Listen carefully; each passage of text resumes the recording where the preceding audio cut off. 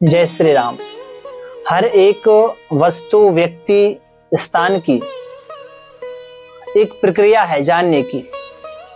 संसार में हम कोई भी वस्तु या स्थान को या कुछ और को जानना चाहते हैं तो उसकी एक प्रक्रिया है पूरी। तो वैसे ही ठाकुर जी को जानने के लिए, धर्म पर चलने के लिए, संस्कृति में अपनी जीने के लिए इसकी भी एक प्रक्रिया है महाराज। मैं आपको कुछ बताऊं, जैसे कि जो व्यक्ति श्रद्धा भक्ति से, एक दिन की बात नहीं है, एवरीडे की बात है, जो हमको करना चाहिए और जो करता है उसके जीवन में क्या घटता है ये तो वही जान सकता है। कहते हैं कि गूंगा अगर गुड़ खा ले तो बताए कैसे महाराज, गूंगा गुड़ खा ले तो स्वाद कैसे बताए। अनुभव गम में भजे जो संता, जिसने अनुभव किया है, जो जान गया है वही जान सकता है।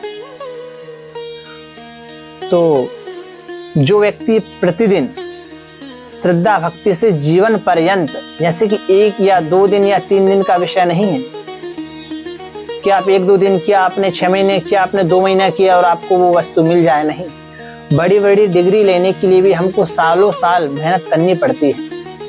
अगर परमात्मा को जानना है तो वेद में एक विधि है, उस विधि का आप आश्रय लें, उस विधि को आप जानें, अपने गुरुजी से पास जाएं, उनको प्रणाम करें, उनसे वो विधि पूछें परमात्मा की और वो आपको बता देंगे। अपना नित्य कर्म एक फिक्स कर लें। अन्य आप संसार का कार्य करिए, सब करते हैं, हम भी करते हैं, क्या हो गया, पर खुद के लिए कुछ समय निकाल लें, खुद के लिए, खुद की आत्मा के लिए। जो कहते हैं कि जो अपने शरीर का ना हुआ महाराज, जो अपनी आत्मा का ना हुआ वो दूसरे का क्या होगा।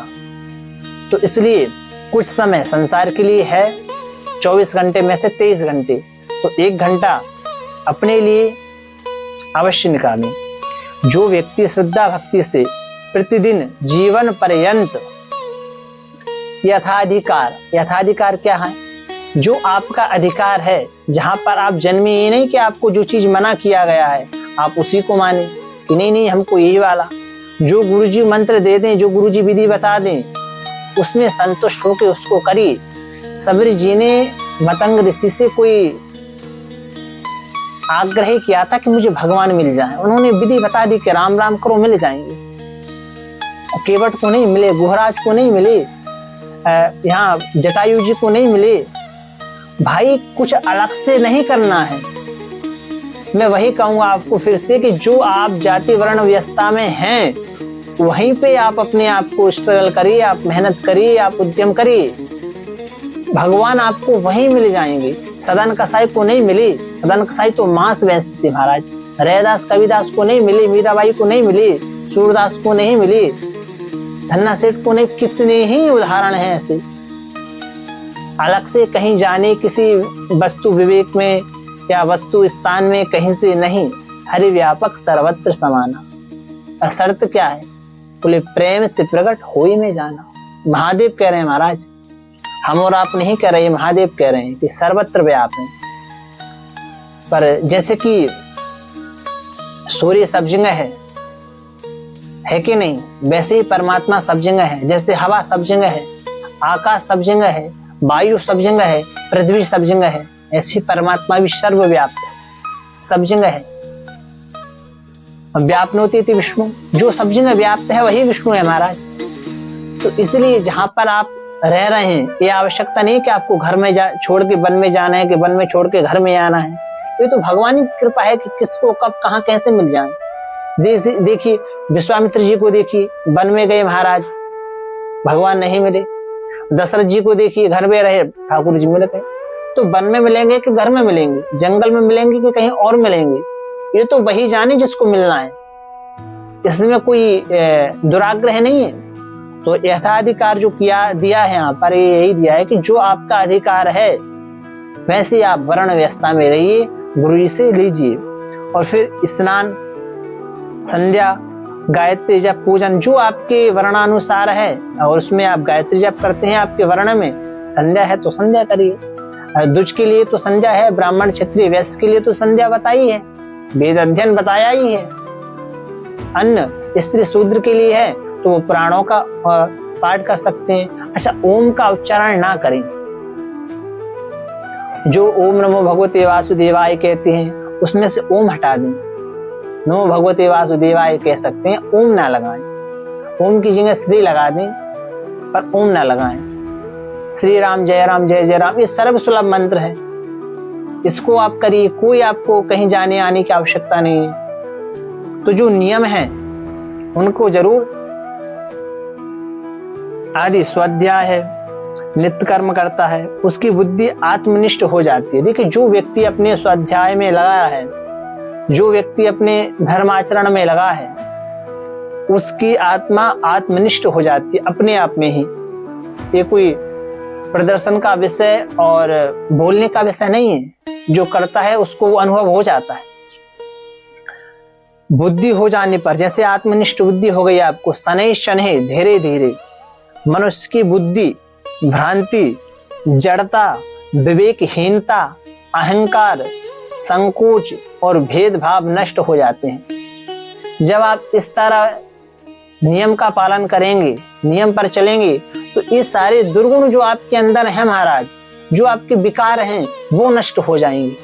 और जब आपके विकार नष्ट हो जाएंगे, राग, ईर्ष्या, द्वेष, छल, कपट, मोह, ये सब आपकी जब धीरे धीरे नष्ट हो जाएंगे, तो वैसे ही धीरे धीरे जैसे नष्ट होंगे और आपकी साधना बढ़ेगी और आपको वो अनुभव में आने लगेगा।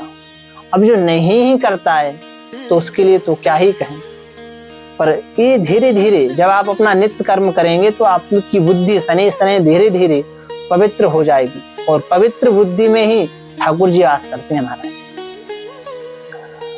तब वह मनुष्य परमात्मा चिंतन में संलग्न होकर अहरनिश पर ब्रह्म परमेश्वर की प्राप्ति के लिए प्रयत्न करता है। अब जिसको सोने से ही फुर्सत नहीं है, जिसको फोन से ही फुर्सत नहीं है, जिसको संसार से ही फुर्सत नहीं है, तो वो क्या परमात्मा का ध्यान करेगा।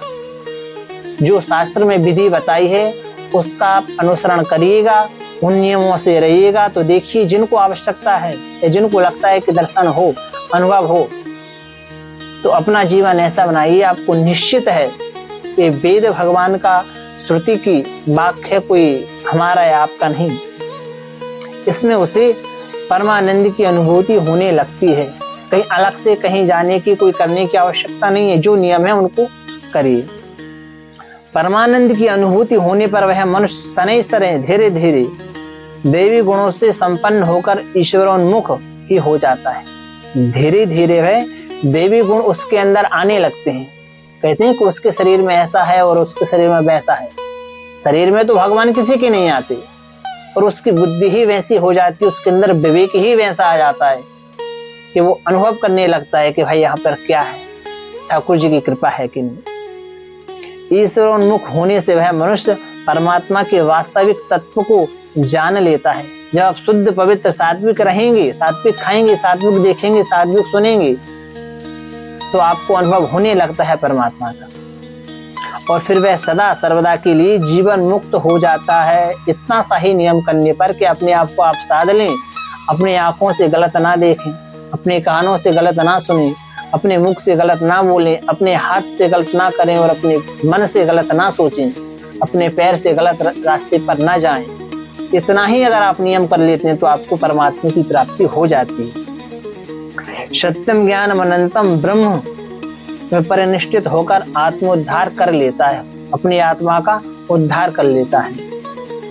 और यही मानव जीवन की विशिष्ट सफलता है जो प्रत्येक व्यक्ति को करनी चाहिए। अतः मानव जन्म को सफल करने के लिए मानव मात्र को नित्य कर्म नियमित रूप से करने चाहिए। ऐसा नहीं है महाराज क्या है आपने 1-2 दिन किए, गुरु जी के पास गए, 2-4 दिन नियम किए और छोड़ दिए।